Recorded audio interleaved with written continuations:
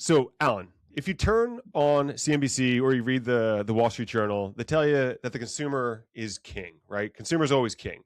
They'll tell you the economy is driven by output. You get the day that they release the GDP numbers, the gross domestic product numbers, everyone's talking about it all day. Stock goes up, stock goes down.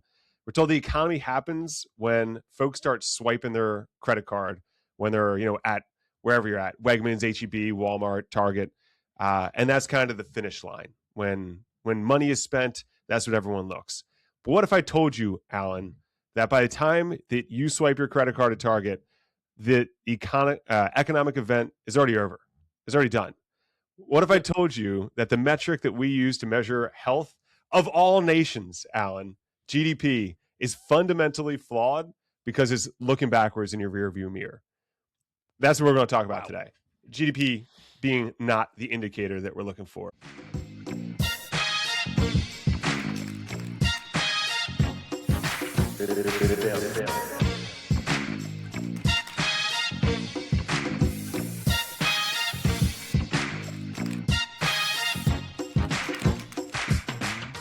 This is the Rebuild Procurement podcast, Alan. I'm Tom Finn, bringing 15 years on the client side, procurement, finance, and category management experience in large and small cap orgs.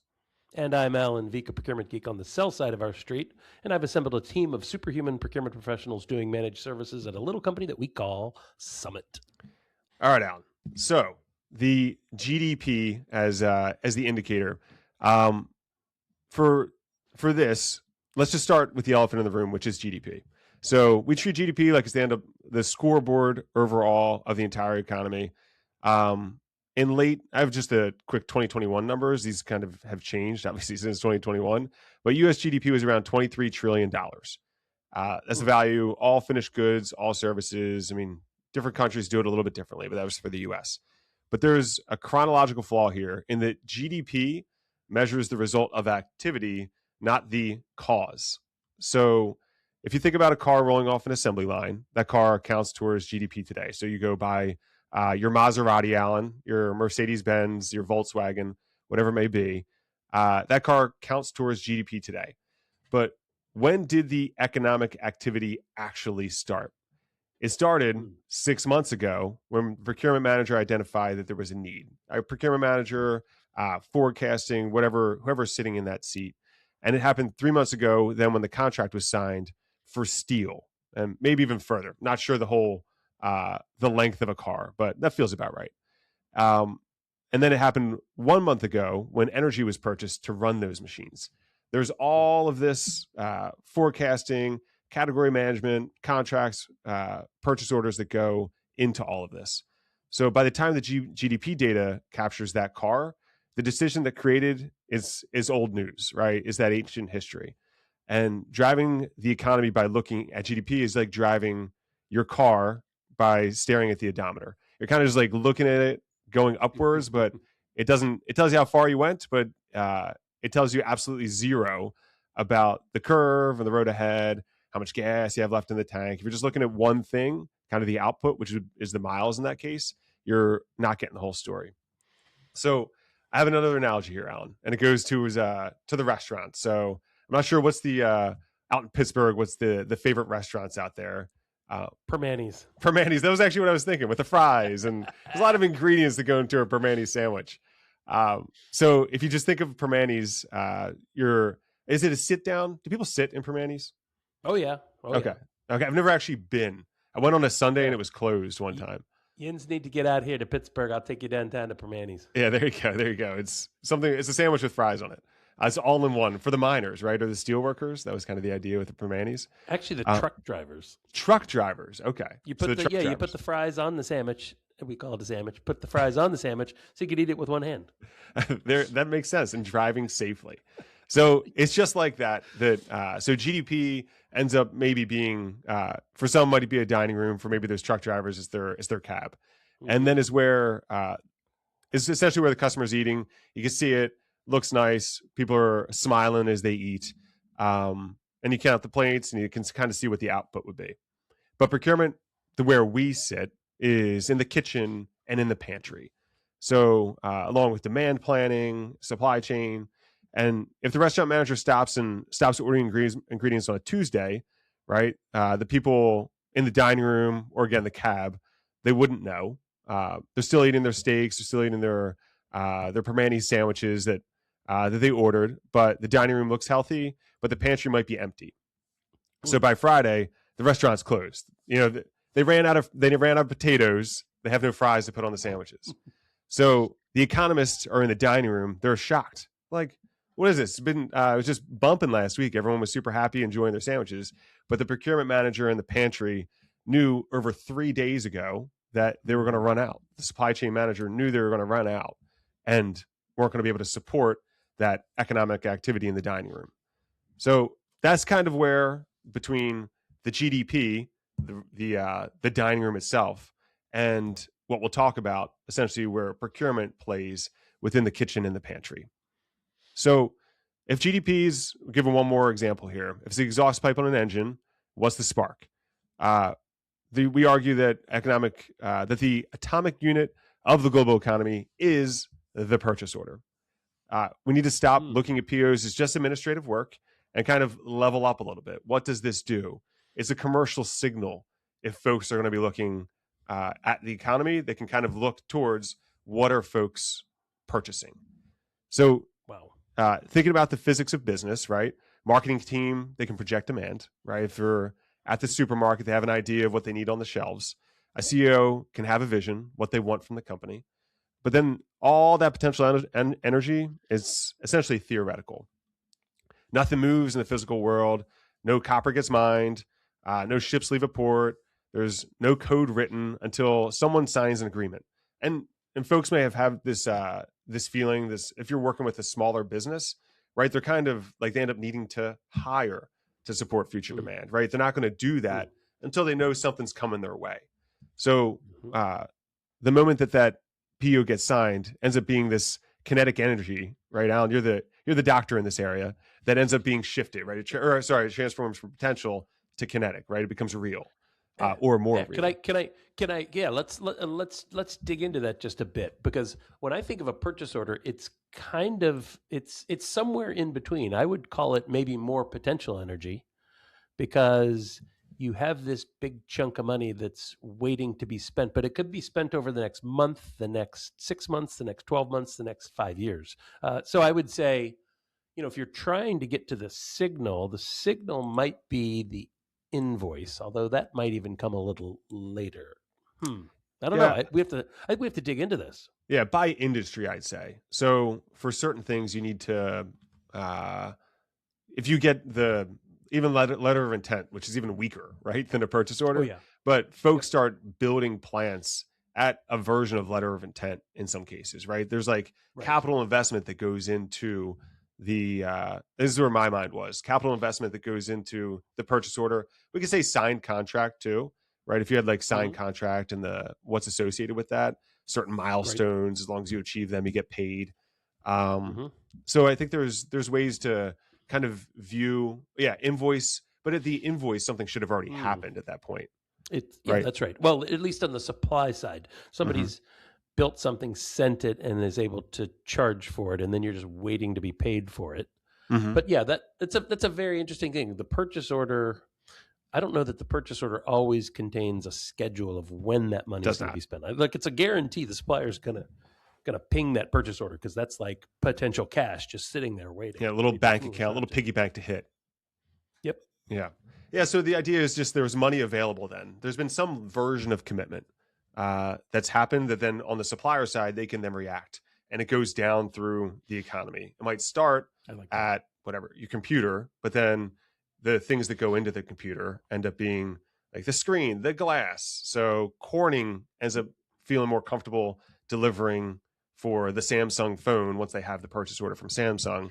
And then whatever the input is to that glass, Corning then says, okay, I need that from my supplier. I'm not fully integrated. I then need to order this from X company in X country. And it flows back through. That was kind of my idea there, Alan. Cool.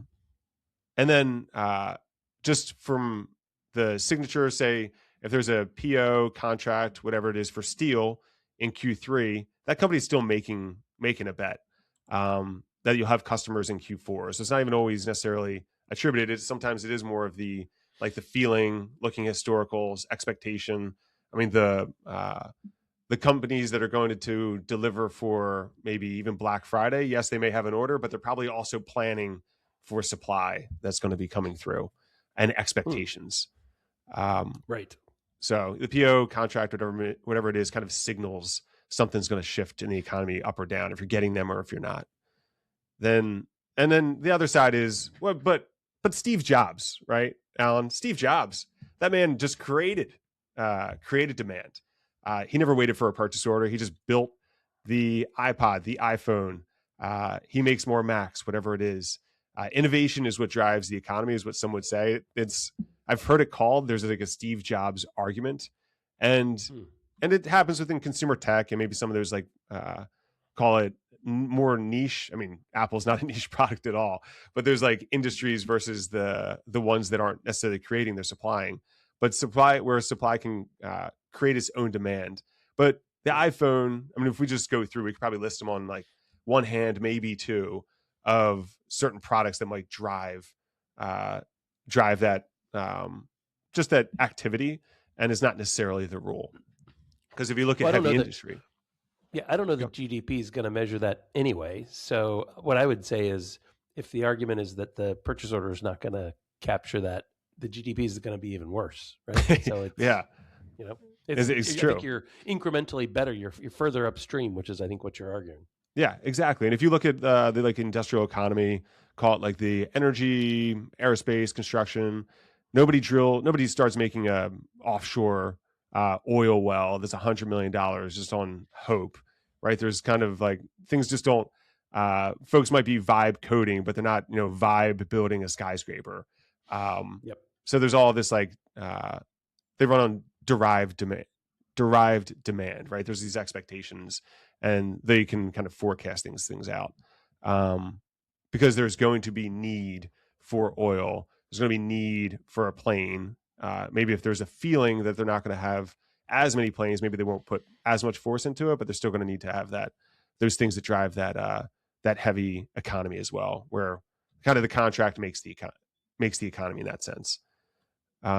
So United Arab Emirates is buying whatever 100 planes from Boeing. They feel comfortable that then the steel rolls through and all the plastic Yep. manufacturing, et cetera, et cetera. Yep. So now we get to it. What's that? What's this called? What is Tom talking about here? Right? He's not talking about GDP. Then what is he talking about? Is it something that the government measures?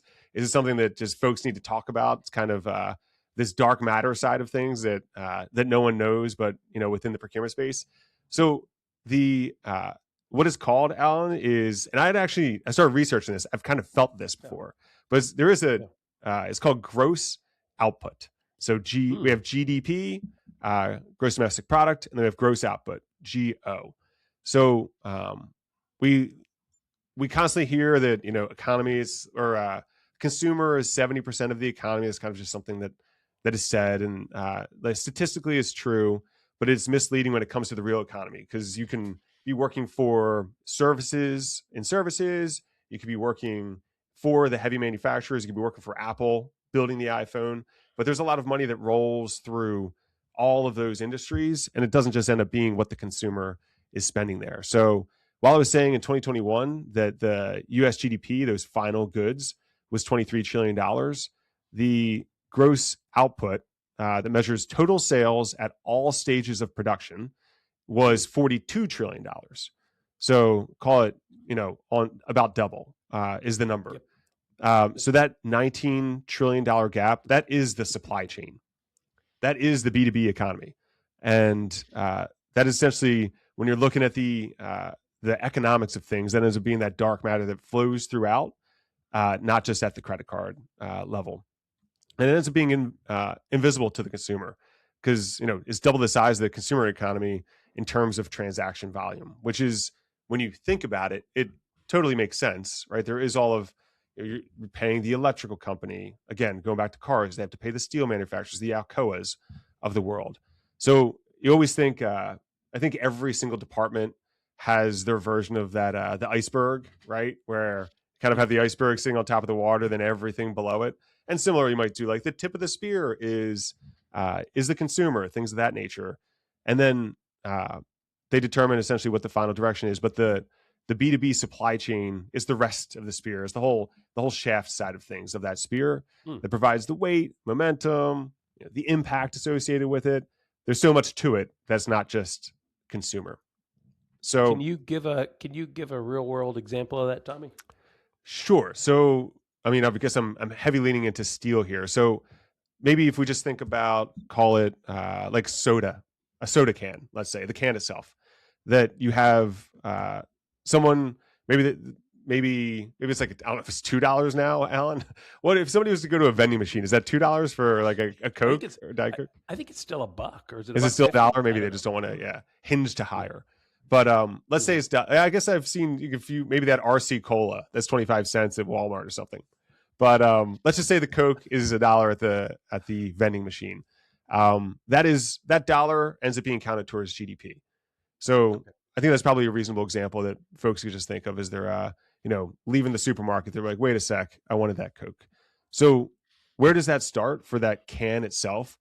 Like Papua New Guinea, I think, is they have that bauxite, and then they Mhm. have to sell that. Like things just don't pop out of the world as steel either, right? There's inputs. Something needs to be mined out of the ground, and then that goes into a refinery, and then that refinery turns into alumina, which is then smeltered in a different country. They've smelters all over the world. Uh, the smelter sells those aluminum ingots to a rolling machine. So essentially, they have the piece that they end up rolling out into what can then be turned into uh, to the mill where they can then manufacture the can, and then that can gets sold to Coca-Cola or their bottling company, and then they put the soda into it, the sugar and the water that they put into the Coca-Cola can, then it ends up being sold, and then that selling point is what hits GDP. All of that prior, and there's other things. There's plenty of suppliers. There's outsourced whatever, outsourced sales, outsourced things that go into probably each of those stages. Mhm. There's a lot of just workers that are paid, things of that nature, Mhm. but the flow of money between those companies, that's what we're talking about with this GO. So for the $1 purchase, the B2B economy can transact $5 worth of value in that example, just back and Interesting. forth. They have the banking system, credit lines, you have liquidity. There's so much that goes into that soda can or that stop sign that you're rolling past, or even the concrete sidewalk, right? Like all these things have these B2B transactions that aren't just seen at the end, right? It's all everything that makes it up. So Cool. there's on the buy side. So we know the buy side is bigger. We talk about that, but is it predictive? And I think that I was looking up some things now, Alan.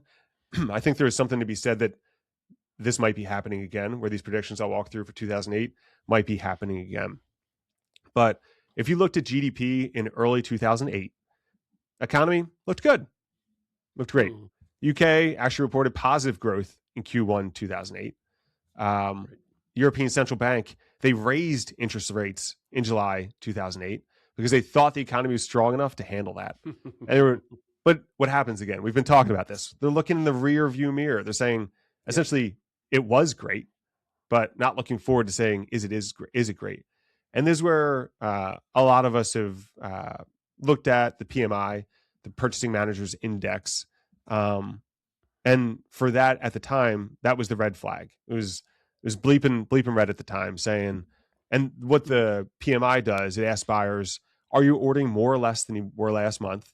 Yep. And then essentially at that time in June 2008, while politicians were nice and calm, thinking about how they're just going to calm this growth down, the PMI actually they drop below 50, and Yeah. when it drops Procurement below managers are 50, freaking out. yeah, when it drops below 50, that assumes there's going to be contraction, and Hmm. they're essentially saying we're going to stop orders, right? We're not going to order things, and by the time the recession was official in GDP terms, the PMI had been in free fall for months. So Hmm. PMI that leads GDP by essentially 3 to 6 months, always. So because the buyers know Yeah. the factory's slowing down before the economy actually slows down itself, right? Yeah. Interesting. So That PMI measure that comes out of ISM, I think, right? I believe Institute for so. I Supply believe Management. so. Yeah, I believe Yeah, so. because I think I know. I think I'm connected with and have met with a guy and worked with a guy who is the current. like host of that. When they announce their monthly or quarterly PMI, it's this guy Tim Fiore that does it. Maybe we try and get him on as a guest. That'd be a super cool conversation because I mean, it has such an Yep. impact. I mean, like we're talking, has such like there are investors that look at that like they do GDP. Like, how's everyone feeling out there? That's kind of like, what are they buying? They feeling good, bad? And it would be interesting to get to further dive into PMI itself because I think it just shows the impact again that folks within procurement have on their on the overall economy itself. Yeah, let me ask you a question now. So your hypothesis would be, since you've got a little bit of a kind of an academic angle here, your hypothesis would be that the GO, gross output, would track more closely with the PMI. Correct. Okay. Yep. Yeah. And Yeah, it's so- better than the PMI because, I mean, PMI is just a sentiment, and Yeah. it's probably a thin sample. But why do you think GO would be better than PMI? Just because it's essentially it kind of simulates the same thing just from an economic side. So it simulates it in that is the B2B economy, is it growing faster, slower, overall terms than the credit card swipers. So essentially are the transactions happening that will end up feeding into GDP? That's the hypothesis here. So I mean there's not if folks lean in too heavy to this, Alan, is also not always the best thing too, right? There's always like, if you're just going to eat, if peanut butter is healthy, if you eat too much, you're going to get fat, right? There's like, your cholesterol is still going to go up, right? Yeah, well, I like that. I like your analogy of, you made a few analogies here, but one of your analogies is looking at the odometer to try and figure out something about, about how your car is doing. There's a reason why you've got 7 or 8 measurements on your dashboard, and when you're in an airplane, you've got 20. It's because all of those things are important. No single variable in isolation can tell you everything you need to know. You got to put them all together and run your algorithm and say, here's what's happening. Yeah, and then you got to call people too, right? You still have the still flying a plane. You still got the folks on the ground asking how it's going to be there, right? Not just in your own little cabin. That's so analogy. Yep. Yeah, you have to definitely make sure you have the conversations that can kind of also enlighten you further. But data is so darn fun when you can just throw it into a spreadsheet, Alan.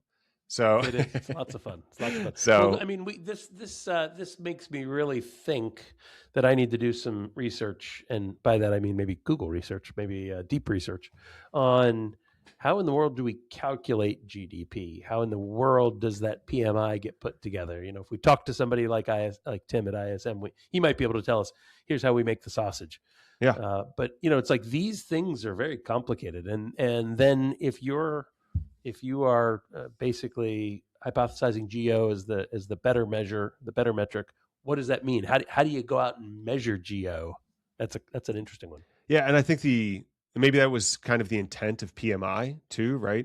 It's kind of like how can you get sentiment before you see the numbers, because the numbers end up being released by the U.S. government or governments.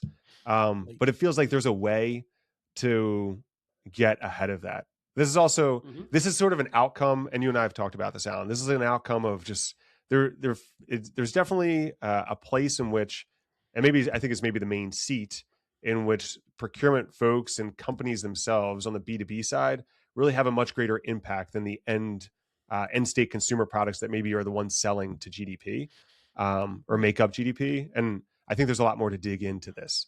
But there is essentially the downside to this, where if you're like overleaning into, I have this another analogy. I'm full of analogies here this time, Alan. But it's called the Bullwhip Effect. So it's because this buy side could be a little more sensitive, a little more volatile. And it's kind of, if you just look at one metric, you can kind of hurt yourself. So there's this. Have you heard this, like the Volvo green car story? Have you heard of this? No. Okay. No, it sounds interesting. So in the 90s, Volvo, they had too many green cars. I think in the 90s, green was what was it? There's that evergreen color. I think we had a green minivan when I was growing up. So my mom liked that green, and then also like the light blue, right? Light blue carpets. Like I think we had that kind of house. We were very much a 90s household. So Volvo had too many green cars. Something turned. Nobody wanted them. So the marketing team, they ran this huge promo and gave huge discounts on green cars specifically. And then out of nowhere, right, you're getting the same car, just a color. a color change, the consumers ate them up. They bought them all. Inventory cleared, success. That's not what happened. I mean, that is what happened. They sold them all, but the manufacturing procurement team didn't know about this marketing discount. They just saw the data, like, wow, well, green's back. We thought it was dying off a few months ago, but they love these green cars. So what would a good supply team do and operations team do in this sense? They order more green paint. Of course they do. And then they strong signal. Yeah, exactly. Like, they're selling the heck out of these things. Can't keep up. So they order more paint, schedule more green car production. Maybe the reverse, right? But by the time the promo ended, Volvo was drowning in green cars again. The ones they just build it. Now they build it. They have it at full price. The expectation of full price. So this is on the buy side. They call it the blind buy side. When procurement's disconnected from strategy, and then can end up creating waste, or insert whatever shoe company, they make too many shoes that they end up having to throw away because they don't want to end up at some discount clearance place. That's when it gets a little disconnected from the some power signals that they might be viewing otherwise. Yeah, so feels to me like that problem has been fixed, right? With just better communications. We're not in the 90s anymore. We're not using memos and CC, paper-based CCs. We got better communication, better signaling in all the platforms that have grown up since then, all the ERP platforms that have grown up. So sell side is talking better to buy side. Yeah, definitely. I mean, probably those type of examples were things that folks solved for at the time. But yeah, I mean, it still ends up being, right, if we're looking at, right, GDPs, actually what people purchased, the GOs, everything that goes into it. I mean, you're still not always going to perfectly match up what the demand is, right? At the end of the day, you still need someone to swipe a credit card to send, to be able to, to pay for the good that you're producing. So it's still forecasting, right? Being in finance, so forecasts are never actuals, budgets are never actuals. That's kind of just understood logic within the finance side. So same with the supply plans. They don't end up being married perfectly, but it's how can we get there close. So then what does this mean for all of us, Alan?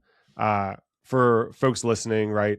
It means we have to stop apologizing for just being a cost center. Not apologizing, but it's not just a cost center, right? We're not just getting things billed out to the rest of the department, but the contract, the PO is a unit of the economy. And it's not just this, I did went A to B, right? There's more to it. It's not just this, pressing of a button, making sure that approvals happen throughout the org. And people aren't just robots building robots, right?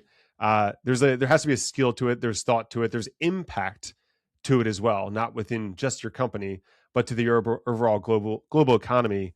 And that skill is, capital allocation. There's influence associated with folks and those contracts signed within procurement teams, sourcing teams. There's the pushback.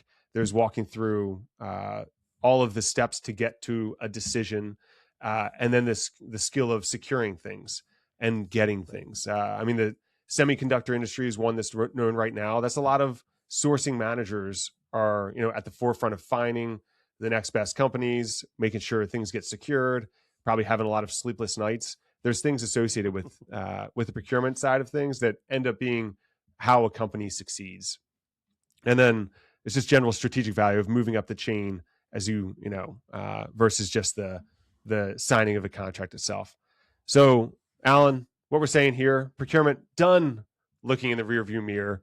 It's time for us to sit in that driver's seat, not just looking at the odometer, but looking for other, just the ways that procurement, sourcing, category management impacts the overall economy with the capital allocation, the input to that GO itself. I like that. Yeah, you're not just a cost center anymore. You're a capital allocator. That's a good. It's a good way to think about it. We could probably come up with some great analogies for that as well. But yeah, it's a good rallying cry for our profession, right? We call ourselves procurement professionals. We need to act more like it and really start thinking of ourselves not as a cost center, but as capital allocators. Capital allocators. Right on.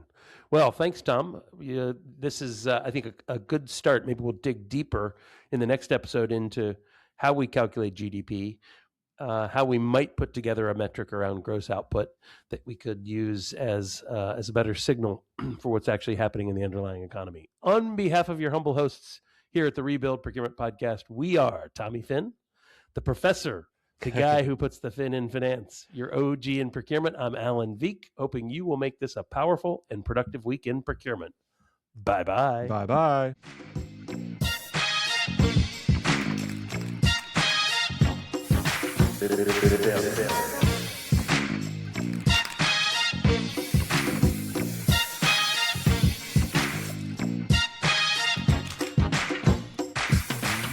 Show me, and you won't hear the word rebuild.